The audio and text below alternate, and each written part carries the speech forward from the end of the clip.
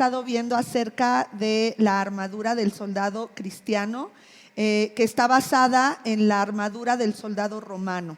Y bueno, la armadura se refiere a los recursos que todos los creyentes tenemos, que poseemos para defendernos de los ataques del mundo, de la carne y del diablo. Del mundo, de la carne y del diablo. Hemos visto que el primero que hemos trabajado, que hemos hablado, es que debemos de ceñirnos los lomos con el cinturón de la verdad. Este cinturón de la verdad significa la actitud de veracidad, de compromiso, de ausencia de hipocresía. Viene del griego aletheia, que es una expectativa y prontitud, es una actitud de veracidad que debe ceñir nuestros lomos, es el ceñir nuestras vidas con la verdad. Y ahí hablamos de qué tan importante es tener una sana doctrina. Y lo comento, lo recuerdo, porque el día de hoy seguiremos viendo de doctrina, y esto es algo muy importante, porque la sana doctrina es tener un buen entendimiento de la verdad de Dios que contraataca el engaño de Satanás. Lo segundo que vimos es la coraza de justicia. Es la propia pureza de vida, es una justicia práctica, es la justicia de Dios que fue plenamente satisfecha en la cruz del Calvario, donde Jesús tomó el peso de nuestros pecados sobre sí mismo, sobre su cuerpo, de tal manera que todos aquellos que hemos recibido a Jesús como nuestro Señor y Salvador, esa justicia de Dios ha sido plenamente satisfecha, ha sido imputada a nosotros, y Dios ya no nos ve como pecadores, sino como justos delante de Él. Esa es la coraza de justicia. Lo segundo que vimos fue calzar nuestros lo tercero que vimos, gracias, fue calzar nuestros pies con el calzado o el apresto del Evangelio de la paz.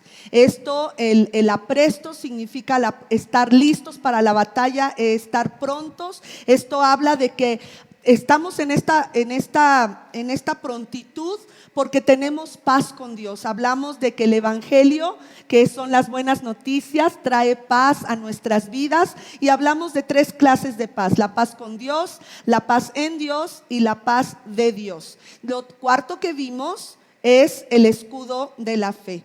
Aquí vimos, los otros 3 que acabamos de mencionar se tiene que llevar, es un estilo de vida del cristiano, y el escudo de la fe se debe de levantar, se debe de tomar cuando la batalla arrecia.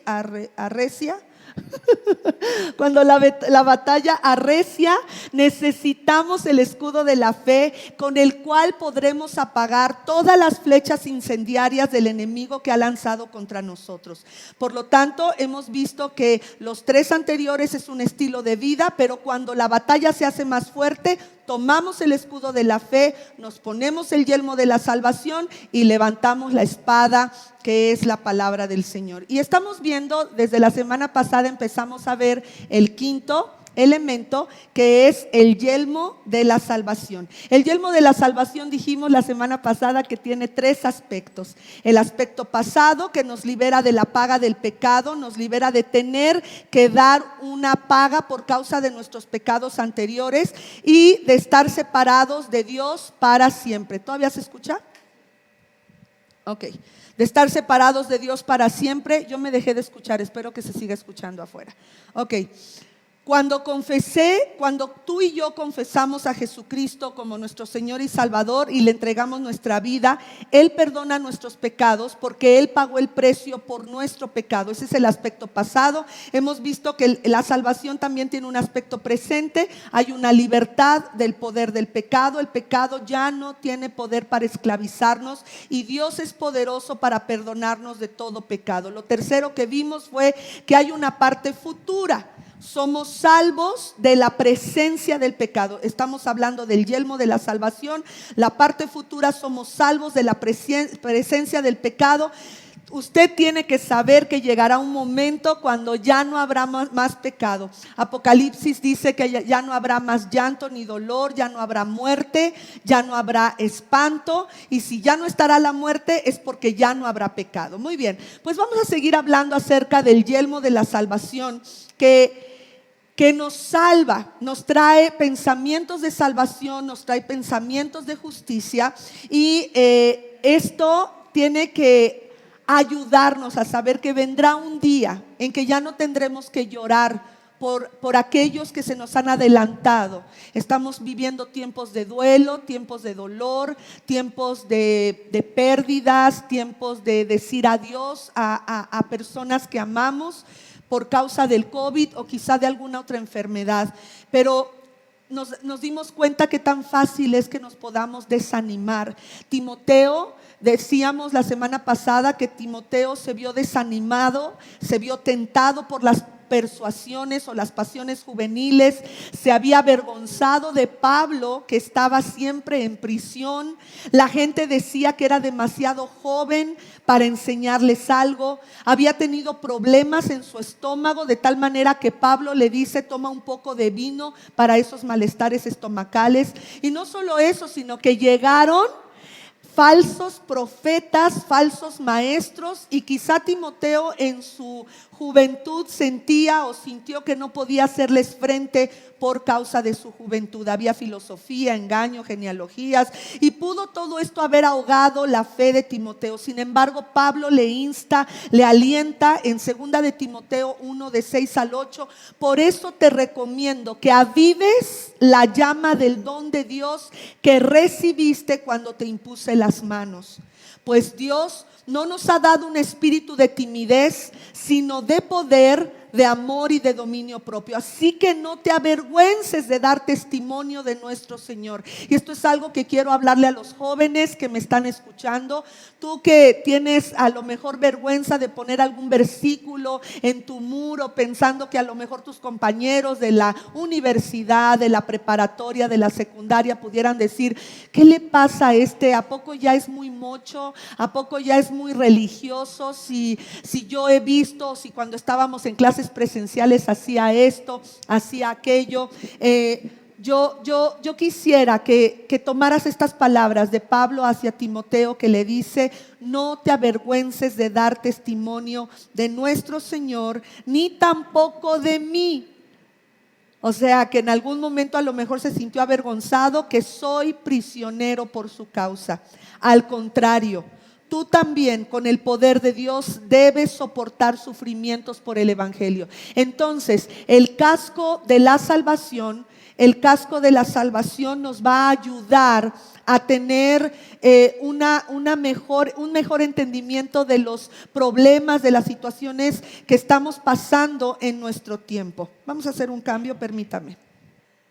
En Isaías capítulo 40, versículo 29.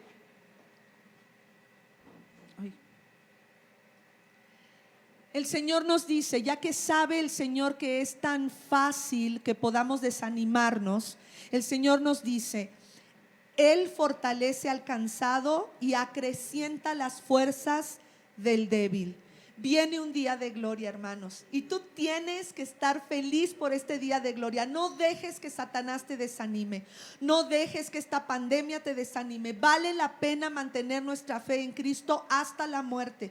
Una de las maneras en que Satanás trata de detenernos es la inseguridad de nuestra salvación. Es la inseguridad de nuestra salvación. Nosotros como iglesia, y esto es algo que quiero hacer para que todos aquellos que nos están siguiendo y algunos que nos han preguntado acerca de qué es lo que nosotros creemos, si la salvación se pierde o no se pierde, quiero dejar en claro, porque estamos hablando del yelmo de la salvación, que nosotros como iglesia creemos que la salvación no es algo que podamos perder por nuestras acciones de la noche a la mañana. Hay denominaciones que pueden estar seguros de su salvación solo por hoy, pero no dan ninguna seguridad para el mañana. Al creyente no le dan seguridad para el mañana. Nosotros creemos que la gracia de Dios que nos ha dado para ser salvos hoy Ese momento en que el Señor por su gracia me permitió escuchar a través de los labios de Billy Graham que Cristo me amaba y yo levanté mi mano. Esa misma gracia que a los 11 años de edad me permitió creer en esta salvación, yo creo y nosotros como iglesia creemos que esa misma gracia nos va a sostener hasta el último día de nuestra vida, nos va a sostener hasta el día de nuestra muerte. Y para eso apunté esto mientras estábamos en la adoración. Apunté esto para que nos quede claro. No sé si se ve al revés o si se ve bien. Ok, muchas gracias. Hay otras posturas donde ellos creen, y en estas otras posturas está la fe de la Iglesia Católica Romana, que dice que la fe más obras es igual a la justificación. Acuérdese que hemos hablado que la salvación tiene 3 aspectos: pasado, presente y futuro. El pasado es precisamente la justificación. Ellos dicen que la fe, pero no solo la fe, sino también las obras es igual a justificación. Nuestra postura es la que está aquí abajo. Sí se ve bien, ¿verdad? Nuestra postura, esta es nuestra postura, igual de varias denominaciones cristianas, nos dice que nosotros sostenemos que la fe es suficiente para justificarnos. La fe en Jesús, así como dice la palabra que Abraham le creyó a Dios cuando le dijo: vete de tu tierra y de tu parentela y de la casa de tu padre, vete de ahí. Esa fe le justificó y después se fue al lugar donde Dios le había dicho. Entonces las obras llegaron después. Entonces la fe es igual a justificación, solamente la fe, pero la fe debe de ir acompañada por obras. Muy bien, espero que haya quedado esto claro. Esta es nuestra postura y lo voy a sostener en algunos versículos, aunque no es mi deseo hacer todo un estudio de por qué la salvación no se pierde, porque eso es lo que nosotros creemos, pero sí voy a hacer alusión a esto y si Dios permite, ya llegará un momento en que de una manera más exhaustiva podamos hablar acerca de por qué creemos que la salvación no se pierde. Pues en Santiago capítulo 2 versículo 26 dice: pues como el cuerpo sin el espíritu está muerto. Vuélvemelo a pasar, por favor. Porque así como el cuerpo sin el espíritu está muerto, así también la fe, voy a regresar a nuestra postura, así también la fe sin obras es muerta. Otra vez, así como el espíritu sin el cuerpo está muerto, así también la fe sin las obras es muerta. Quiere decir que la fe, a fuerza, nuestra fe va a tener una consecuencia que son las obras, y a eso le vamos a llamar el fruto. Cada uno de nosotros está inmerso en una subcultura dentro de la fe cristiana. Esta cultura de la fe cristiana nos hace un firme hincapié muchas veces en que debemos de tomar decisiones, y es una realidad. Debemos nosotros de tomar decisiones. Dios no va a tomar esa decisión por ti. Tú necesitas creer en Jesús. Eso es una porción de fe, y también nos damos cuenta que esa fe nos la da Jesús. Él es el autor de la fe y Él es el que consuma la fe en ti. Ahora, muchas veces decimos: es que pasó esta persona al altar, hizo su profesión de fe, oró y dijo: Señor, te recibo como Señor y Salvador, entonces seguramente ya es salvo. No necesariamente. Tomar la decisión de seguir a Jesús nunca ha convertido a nadie. De hecho, nadie forzó a Judas a ser parte de los 12. Él por sí mismo tomó la decisión de seguir a Cristo y de estar con Jesús los 3 años y medio de su ministerio terrenal. Sin embargo, la Biblia enseña que Judas fue diablo. Satanás entró en él para para su propia destrucción y Él lo permitió. Entonces, no por tomar una decisión o pasar al altar o levantar la mano o firmar una tarjeta entramos al reino de Dios. Entramos al reino de Dios porque en nuestro corazón hay una verdadera fe. Y para esto quiero que vayamos a la parábola del sembrador. Esta la vamos a encontrar en Mateo capítulo 7 del 21 al 23. Y dice así. Más bien estoy hablando en Mateo 7 del 21 al 23, estoy hablando de la culminación del Sermón del Monte. En el Sermón del Monte muchas personas, muchos estudiosos han visto de Jesús que dice: bienaventurados los que lloran, bienaventurados los pacificadores, bienaventurados los que ríen, bienaventurados los que creen, bienaventurados los... Ok, y cuando Él habla acerca de todas estas bienaventuranzas, hay muchas personas que han elogiado a Jesús porque habla en positivo, no en negativo. Pero Él termina el Sermón del Monte con esta frase. Y esta frase es lo que muchos utilizan para hacernos creer que no necesariamente somos salvos, que no es seguro de nuestra salvación. ¿Por qué? Porque Jesús dice: no todo el que me dice Señor, Señor. Y me puse a investigar acerca de la palabra Señor, Señor, porque se repite 2 veces. Y en la palabra encontré que más de 15 ocasiones Dios le habla por su nombre a varios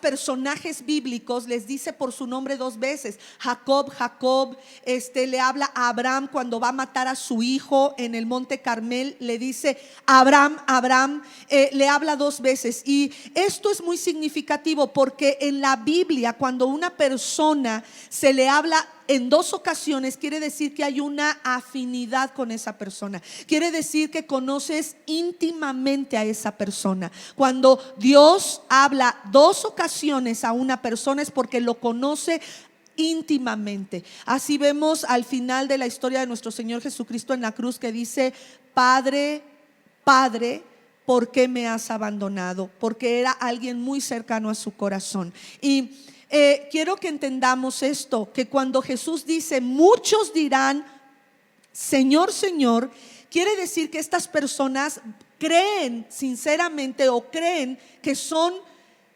cercanos al corazón de Dios. Y dice: muchos me dirán Señor, Señor, y no todo el que me dice así entrará en el reino de los cielos, sino solo el que hace la voluntad de mi Padre. Subraya esto: el que hace la voluntad de mi Padre, no el que hizo una oración y después se olvidó de buscar el rostro de Dios y de acompañar su fe con obras. No, sino aquel que hace la voluntad del Padre. Esto es algo impresionante, porque muchos de nosotros pudiéramos estar predicando la palabra y estar haciendo otras cosas que no son la voluntad de Dios. Y dice todavía el Señor: muchos me dirán en aquel día Señor, Señor, nuevamente 2 veces, ¿no profetizamos en tu nombre? O sea, que era gente que conocía y sabía cómo profetizar. En tu nombre echamos fuera o expulsamos demonios. Echaban y hacían ahora sí que libertaban al cautivo de las garras de demonios, e hicimos milagros. Entonces, escucha, les diré claramente: jamás los conocí, aléjense de mí, hacedores de maldad. Muchos han ocupado esto para meter una clase de miedo en aquellos que debemos de estar seguros de nuestra salvación, porque hemos acompañado a nuestra fe, la hemos acompañado con obras. Ahora sí quiero que vayamos a la parábola del sembrador, que son palabras de nuestro Señor Jesucristo. Si alguien puede darnos la seguridad de nuestra fe y de nuestra salvación, es precisamente nuestro Salvador, nuestro Señor Jesucristo. Y dice: aquel día Jesús salió de la casa. ¿De cuál casa? Ahorita vamos a ver de dónde salió Jesús y cuáles fueron las últimas palabras cuando salió de esa casa. En aquel día Jesús salió de la casa, y después de salir de esa casa se sentó a la orilla del lago. Y como mucha gente se le acercó, él se subió a una barca y se sentó, mientras que la gente se quedó en la playa. Entonces les habló por parábolas de muchas cosas y les dijo: el sembrador salió a sembrar. ¿Me pueden apagar el Gracias. El sembrador salió a sembrar. Al sembrar, una parte de las semillas cayó junto al camino. Ve poniendo atención. Y si quieres ir anotando, junto al camino. Y vinieron las aves y se la comieron. Otra parte, segundo, 2. Otra parte cayó entre las piedras, donde no había mucha tierra, y pronto brotó, pero la tierra no era profunda. Pero en cuanto salió el sol, se quemó y se secó, porque no tenía raíz. Esa fue la segunda. Tercera, otra parte cayó entre espinos, pero los espinos crecieron y la ahogaron. Pero otra parte, quinta, cayó en buena tierra y rindió una cosecha de 100, 60 y hasta 30 semillas por una. El que tenga oídos para oír, que oiga. En ese tiempo nuestro Señor no le explicó esta parábola a todos sus oidores. Más adelante, ahora es importante observar qué había pasado. Yo te decía que había salido él de una casa. Esto está en Mateo capítulo 12. Esto de la casa es que en Mateo 12, si leemos de qué casa está hablando, nos vamos al capítulo 40, al versículo 47 al 50 de Mateo 12. Alguien le dijo: tu madre y tus hermanos están afuera y quieren hablar contigo. Y él contesta: ¿quién es mi madre y quiénes son mis hermanos? Replicó Jesús. Señalando a sus discípulos, añadió: aquí tienen a mi madre y a mis hermanos. Pues mi hermano y mi hermana y mi madre son los que hacen la voluntad de mi Padre que está en el cielo. Nuevamente subraya la voluntad de mi Padre. Entonces es salvo aquel que no estoy minimizando el hecho de levantar la mano, de hacer la profesión de fe. Yo la hice, pero aquí dice la palabra que para ser salvos necesitamos hacer la voluntad del Padre. No un día, no 2 días, sino todos los días de nuestra vida.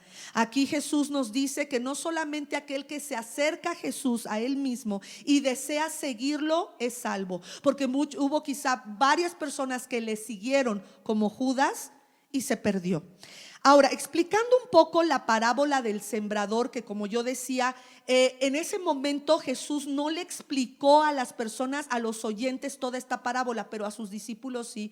Y gracias a Dios tenemos más adelante, a partir de Mateo capítulo 13, versículo 18, está la explicación acerca que da Jesús acerca de esta parábola. Primero dice que el que oye la palabra es la semilla sembrada entre las piedras. El primero, el que oye la palabra es la semilla sembrada entre las piedras, que en ese momento la recibe con gozo, pero su gozo dura poco tiempo por no tener raíz. Quiere decir que no permanecen, no estudian la palabra, no escudriñan las profundidades del conocimiento de Dios que está en su palabra. Y porque tiene poca raíz, esto está en los versículos 20 y 21 de Mateo 18. Dice, la reciben con gozo, pero su gozo dura poco por tener poca raíz. Al venir la aflicción. En algunas de estas semanas estaba dando consejería, gracias a Dios que podemos seguir, la iglesia sigue. Y yo te digo, si tú eres parte de nuestra congregación y necesitas consejería, acércate por favor a nosotros, mándanos un mensaje a través del Facebook, a través de las redes sociales, por ejemplo WhatsApp, donde podamos nosotros ayudarte. Pero me dio mucha tristeza escuchar de una persona que iba a nuestra iglesia presencialmente, dejó de asistir por un tiempo, y cuando empezó la pandemia dijo lo siguiente: le dijo a su familiar: ¿a poco sigues creyendo en el Señor? ¿A poco sigues creyendo que Dios existe? Si Dios existiera, no estaríamos en una pandemia. Y eso me impresionó, porque eso es lo que dice la palabra, que su raíz es poquita. Claro, esta persona no leía la palabra, solo se quedaba con lo que la pastora le daba cada miércoles y cada domingo. Es una vida muy raquítica. Tú necesitas escuchar la palabra, leerla, estudiarla para que puedas tener una raíz profunda. Y dice aquí, al venir la aflicción, estoy en el 20 y 21, al venir la aflicción o la persecución por causa de la palabra, se malogra. Ok, ese fue el primero. La aflicción y la persecución destruye su fe. El segundo tipo de semilla cae en un terreno que dice la Biblia que es un terreno pedregoso. Cae en un suelo tan delgado que la semilla no puede echar raíces. Ahora, leí en varios comentarios que en ese tiempo, cuando Jesús está hablando de la parábola del sembrador, en ese tiempo primero se echaba la semilla y después se removía la tierra. Primero se echaba la semilla y después se labraba o se araba la tierra. Entonces, cuando esa semilla caía en un terreno pedregoso, el suelo era tan delgado que la semilla no podía echar raíces, y en cuanto salía el sol, los brotes comenzaban a marchitarse. El resultado es que se muere porque jamás produce fruto. Jesús nos dice que estas personas se apartan por causa de las tribulaciones y las persecuciones que inevitablemente, repita conmigo, inevitablemente surgen en el camino de la fe. Todos en este camino vamos a pasar por tribulaciones y persecuciones. Seremos traicionados, hablarán mal de nosotros, murmurarán, juzgando las intenciones del corazón de nosotros o de los que nos rodean, y nos lastimará. Pero eso es parte, el rechazo, las persecuciones, las tribulaciones. Es muy fácil que la gente se burle de alguien que está compartiendo la palabra. Muchos de nosotros nos ponemos nerviosos. Yo me acuerdo que podía escuchar claramente cómo mis rodillas estaban temblando la primera vez que tuve a una ochentena de mujeres que me estaban escuchando, y yo decía: Dios mío, ayúdame, por favor, porque yo no nací para esto, y ahora esto es lo que amo hacer. Pero muchas personas se pudieran burlar de uno cuando estamos compartiendo. Y si tú has escuchado, si tú te sientes burlado, burlada porque estás tratando de llevar a cabo lo que Dios te pone a hacer en tu vida, quiero decirte que eso es parte de las pruebas, de las tribulaciones y de las persecuciones por causa de la palabra, porque esto es inevitable. Ahora, en su explicación del tercer tipo de semilla, en los versículos en Mateo 13:22, el Señor dice: la semilla sembrada entre los espinos es el que oye la palabra, pero las preocupaciones de este mundo y el engaño de las riquezas. Qué impresionante, pudieron haber pasado quizá tribulaciones, pruebas, pero aquí dice específicamente las preocupaciones de este mundo y la preocupación por las riquezas ahogan la palabra, porque lo que está, por lo que no está, por lo que está no llega a dar fruto. Entonces aquí lo que tenemos que subrayar, lo que a Jesús le interesa es que aquel que es salvo dará un fruto. Por eso es que la fe sin obras es muerta, porque el fruto son las obras. El fruto es el hecho de permanecer a pesar de pasar por tribulación, por angustia, por desnudez, por pobreza, por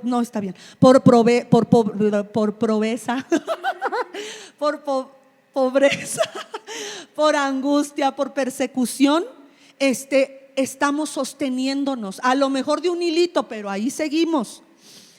Esta semilla representa una categoría de personas que también escuchan y reciben la palabra, pero los afanes de este mundo las abruman.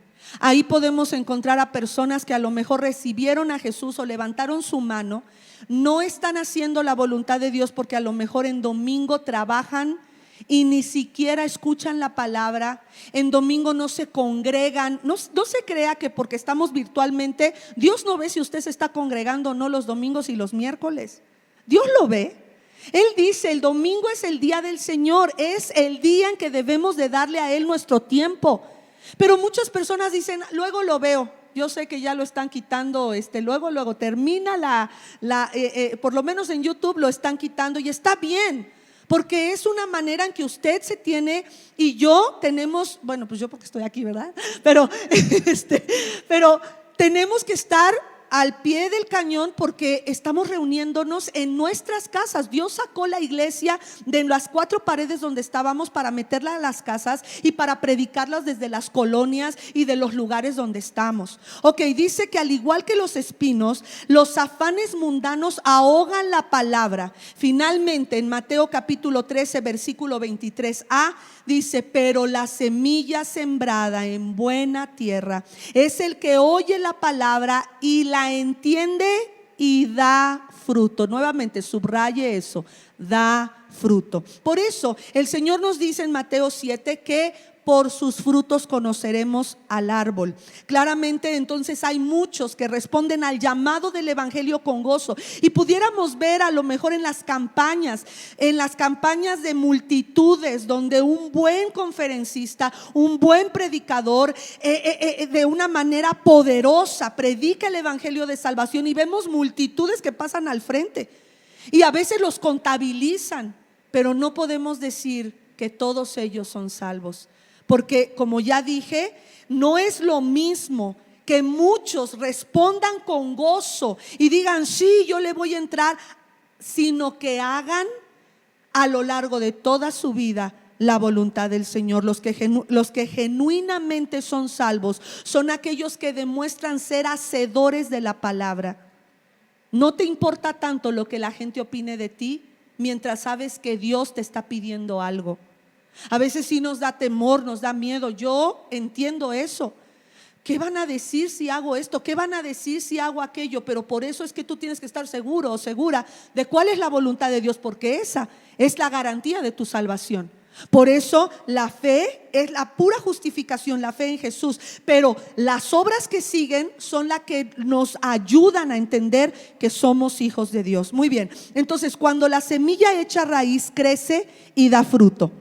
Vámonos a Isaías. Ahora, espero que esto haya quedado claro de por qué la salvación. Una vez que eres salvo, salvo eres, y tus obras, por causa de tu fe, van a dar fe, el fruto de que tú eres salvo. Ok, entonces decíamos que hay muchas cosas que nos pueden llevar a desanimarnos. Vámonos a Isaías, me voy a ir más rápido. Isaías 40 del 30 al 31 dice: aún los jóvenes se cansan, se fatigan, los muchachos tropiezan y caen, pero los que confían en el Señor renovarán sus fuerzas, volarán como las águilas, correrán y no se fatigarán, caminarán y no se cansarán. Eso es el yelmo de la salvación. Decíamos que la salvación es pasada, presente, pero también futura. No dejes que Satanás te robe, porque aquellos que decidimos ser fieles a Jesús hasta la muerte, y por eso decíamos que el cinturón de la verdad es muy importante, tener una sana doctrina, porque hay muchos. Yo recuerdo que una persona un pastor le decía a otro pastor: ok, ya me convenciste que la salvación no se pierde, pero no se lo digas a los cristianos, porque si no van a dejar de venir a la iglesia, si no van a dejar de diezmar, van a dejar de hacer obras correctas. No, mi hermano, la verdadera fe en Jesús, y cuando Jesús ha venido a tu corazón y tú con una fe verdadera has abrazado su voluntad, tus obras van a seguirte, tus obras van a hablar de quién eres tú, y te va a dar la seguridad Dios de que tú eres salvo. Habrá un galardón, un premio. Así que no permitas que te quedes a la mitad del propósito de ese galardón, porque muchos dicen: bueno, entonces si esta persona estuvo tantos años en pecado, ¿es salvo?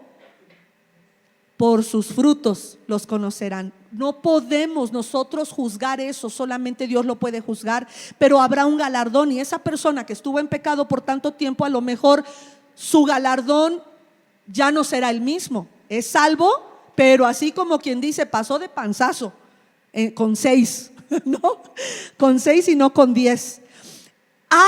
Nosotros por eso debemos de saber que la salvación sí actúa y trae estas tres cosas: pasado, presente y futuro. No te quedes a la mitad del propósito de Dios para tu vida. Hay cosas que Dios no va a hacer por ti, tú tienes que hacerlas.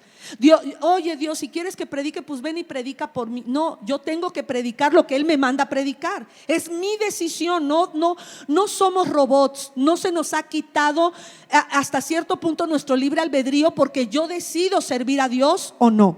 Entonces necesitamos quitar de nosotros el pecado, los rencores, el dolor, la frustración, el enojo, la rebeldía, la murmuración y todo eso.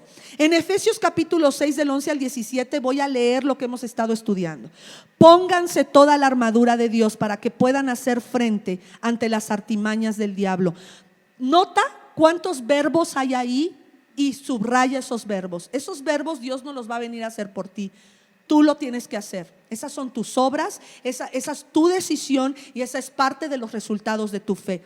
Pónganse para que puedan hacer frente a las artimañas del diablo, porque nuestra lucha no es contra seres humanos, sino contra poderes, contra autoridades, contra potestades que dominan este mundo de tinieblas, contra fuerzas espirituales malignas en las regiones celestiales. Por lo tanto, otra vez dice: pónganse toda la armadura de Dios para que cuando llegue el día malo, ahí está lo que Jesús decía de las aves. Compara las aves con Satanás y sus demonios, que se comen la palabra, la fe en el corazón de aquellos que no han perseverado y no están dando fruto. Además dice: manténganse, pónganse toda la armadura para que cuando llegue el día malo puedan resistir hasta el fin con firmeza.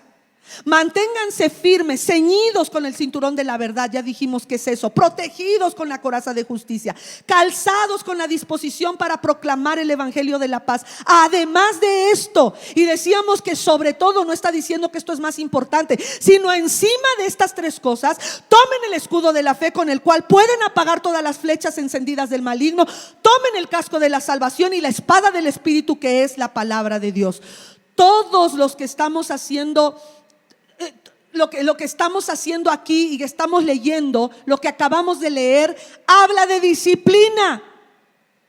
Así que por ejemplo, si acabamos de leer Efesios 6, nos dice que es una guerra. Pero si vamos a Hebreos capítulo 12, nos dice que la vida cristiana es una carrera. Y si vamos a Primera de Corintios 9, la vida cristiana para Primera de Corintios 9 es una pelea. Entonces nosotros necesitamos entender que la palabra del Señor nos va a hablar con alegorías. ¿Para qué? Para que nosotros podamos estar firmes en el día malo y poder estar dándole batalla al enemigo hasta el fin. En Tito capítulo 3:8, por ejemplo, le dice a Tito este mensaje. Pablo le dice a Tito: este mensaje es digno de confianza. Y quiero que lo recalques para que los que han creído en Dios se empeñen. ¿Y qué dice ahí? En hacer buenas obras. Ahí habla de las obras, no para salvación, sino como un resultado de nuestra fe. Esto es excelente y provechoso para todos. Es más, en Santiago capítulo 4, nos vamos a ir más rápido. Santiago 4, Primera de Pedro. En Santiago 4 nos dice: resiste.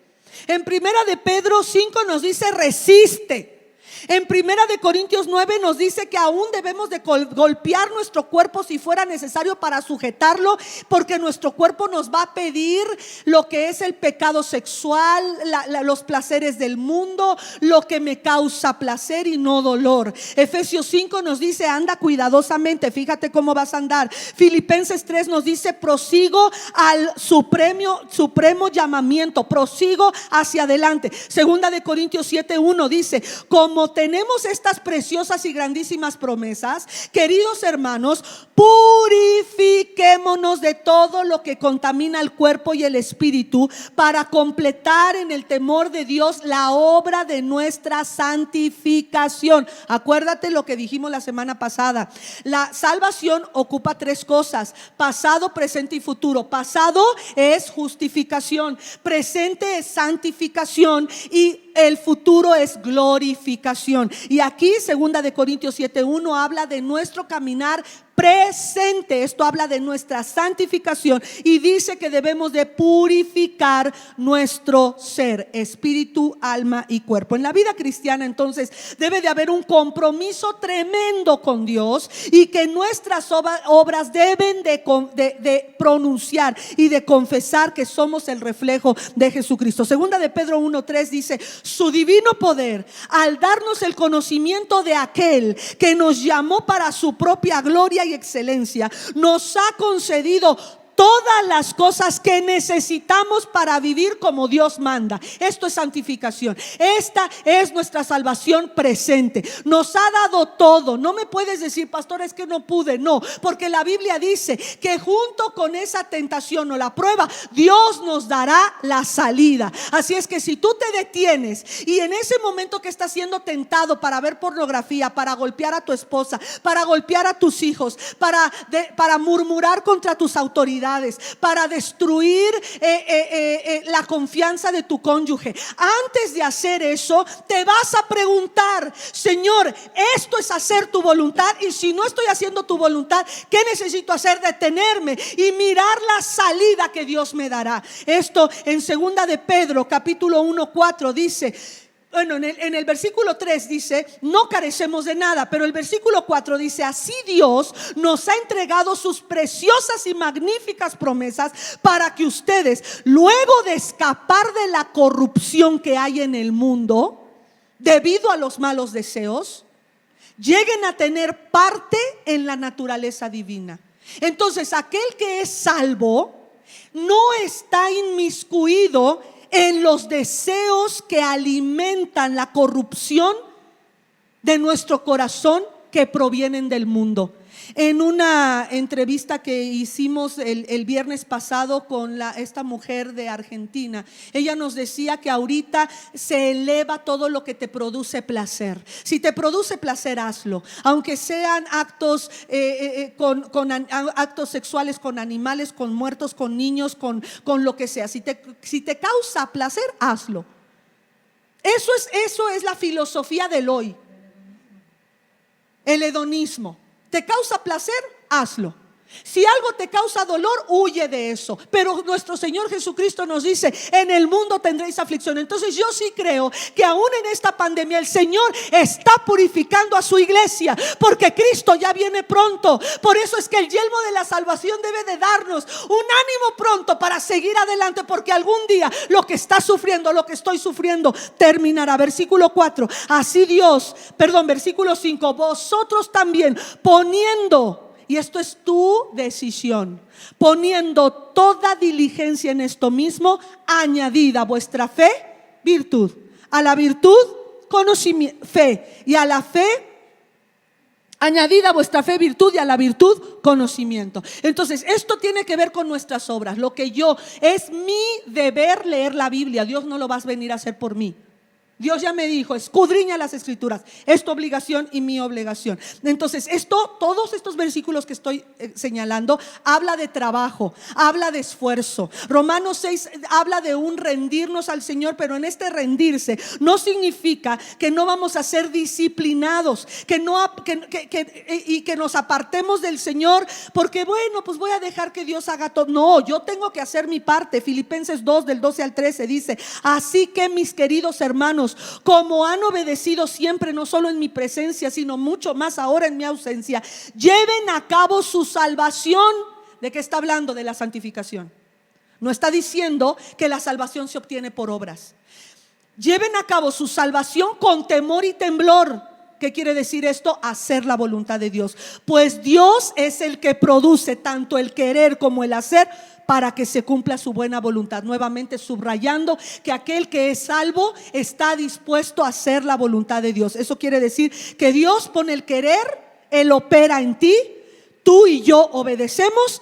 Él trabaja y nosotros también trabajamos. Así como también Jesús lo dijo: hasta hoy mi Padre trabaja y yo también trabajo. Colosenses 1:29 dice: por lo cual también trabajo, luchando según la potencia de Él, la cual actúa poderosamente en mí. Segunda de Corintios 6 del 4 al 10: más bien con todo y con mucha paciencia. Escucha los problemas que tuvo que padecer el apóstol Pablo. Nos acreditamos como servidores de Dios Y dice, en sufrimientos, privaciones, angustias, azotes, cárceles, tumultos, en trabajos pesados, desvelos y hambre. ¿Te parece que en todo esto hay algo del hedonismo? Dice todavía, en todo esto que acabo de decir, Pablo dice, servimos con pureza. Está hablando de su vida santa. Servimos con pureza, con conocimiento, con constancia y bondad, en el Espíritu Santo y en amor sincero, con palabras de verdad y con el poder de Dios, con armas de justicia, tanto ofensivas como defensivas, por honra y por deshonra, por mala y por buena fama, veraces pero tenidos por engañadores, conocidos pero tenidos como desconocidos, como moribundos pero aún con vida, golpeados pero no muertos, aparentemente tristes pero siempre alegres, pobres en apariencia pero enriqueciendo a muchos, como si no tuviéramos nada pero poseyéndolo todo. Esto es el casco de la salvación. No significa el casco de la salvación ser salvo, sino el casco de la salvación significa toda la salvación como un todo. Nuestra salvación pasada, nuestra salvación constante, la santificación y nuestra salvación futura. En Hebreos dice que cuidemos nuestra salvación con temor y temblor. Está hablando, como ya lo leímos, que Dios trabaja, yo trabajo, trabajamos juntos. Debemos entonces, como hemos dicho, es el quinto elemento de la armadura. No que hasta el quinto elemento vas a encontrar la salvación. No, tú ya eras salvo desde Efesios capítulo 2, donde dice que no somos salvos por obras. Entonces debemos tener la salvación para poder tomar toda la armadura completa. Si no somos salvos, no hay un casco de salvación. Si no somos salvos, no está el cinturón de la verdad. Si no somos salvos, no podemos tener la coraza de justicia. La justificación, la santificación, la glorificación es la salvación en estas tres dimensiones. Todo esto es salvación, todos en uno. La manera en cómo está usando este versículo, el del yelmo de la salvación, como lo dije la semana pasada, apunta hacia el futuro.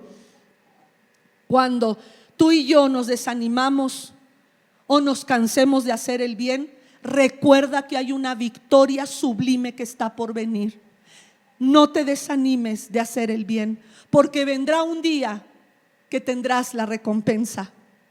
Habrá una corona, y para esto yo espero que tú te estés emocionando ahí en tu casa donde estás escuchando este mensaje, que te emociones porque habrá una corona. No te desanimes. Primera de Corintios 5:32 dice: ¿qué he ganado?, dice el apóstol Pablo, si por motivos humanos en hechos luché contra fieras. Y no estaba hablando de leones, estaba hablando de gente que estaba en contra del evangelio. Y todavía dice: si los muertos no resucitan, comamos y bebamos, que mañana moriremos.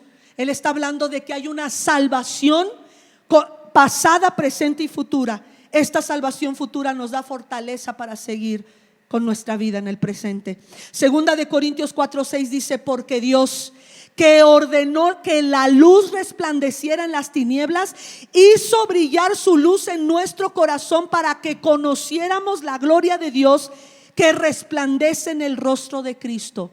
No hay otra salvación fuera de Cristo. Dios que ordenó que la luz resplandeciera en las tinieblas.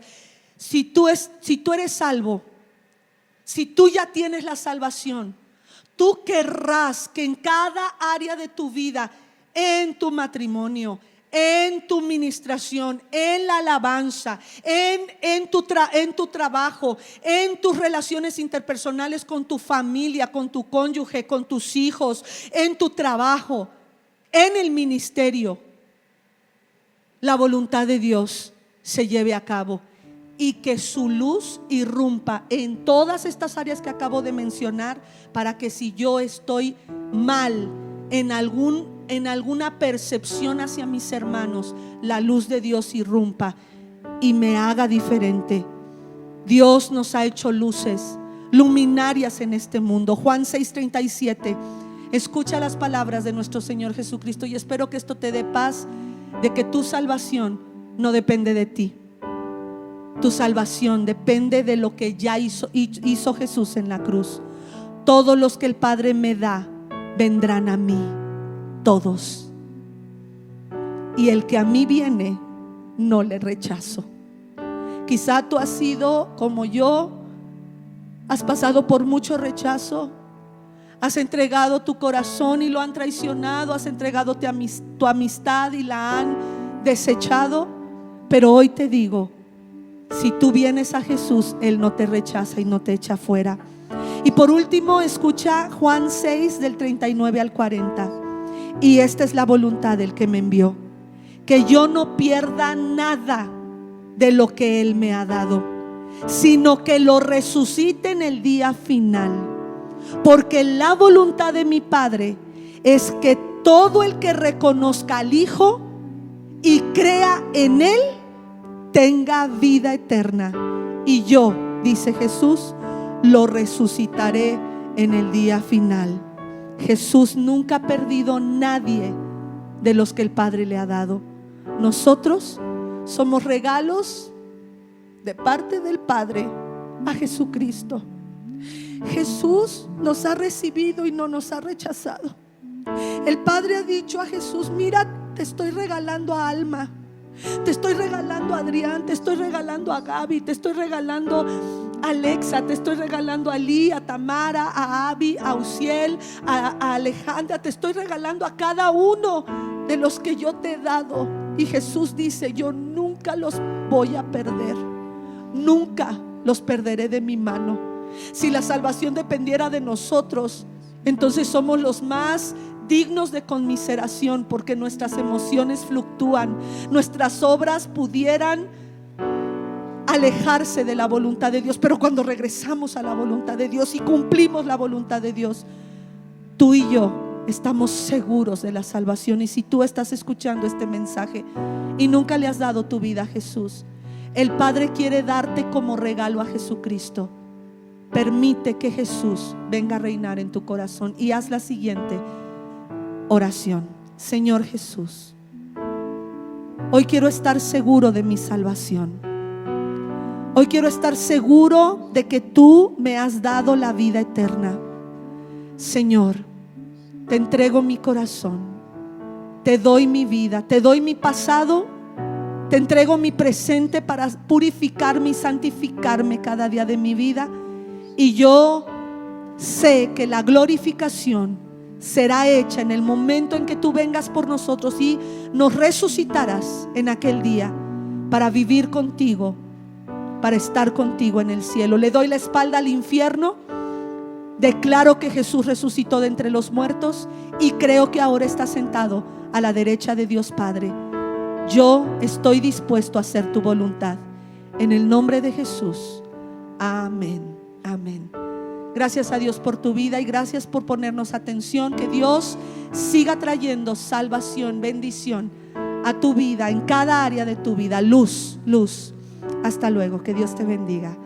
Amén. Nos vemos el próximo domingo. Los esperamos. Amén.